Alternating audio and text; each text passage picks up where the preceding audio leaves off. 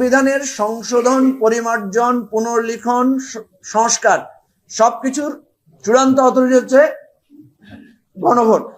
সুতরাং এই জায়গাটাকে কিভাবে আমরা একমত হতে পারি? আর সবচেয়ে বড় কথা হচ্ছে জনগণ চাইলে তো এই সংবিধানও বদলাতে পারে।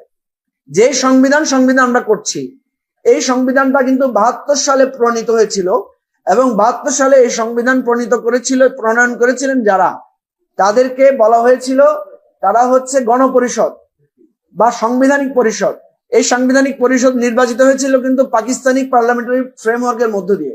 তো ক্রিটিক্যালি তো আমরা বলতে পারি যে পাকিস্তানি এমপিরা আমাদের এই সংবিধান প্রণয়ন করেছে, তাইলে তো আমাদের সংবিধানেরই বৈধতা থাকে না। সুতরাং এই বৈধতার কুটতর্কে না গিয়ে, যেহেতু আমরা জুলাই সনদের ব্যাপারে একমত হয়ে গেছি,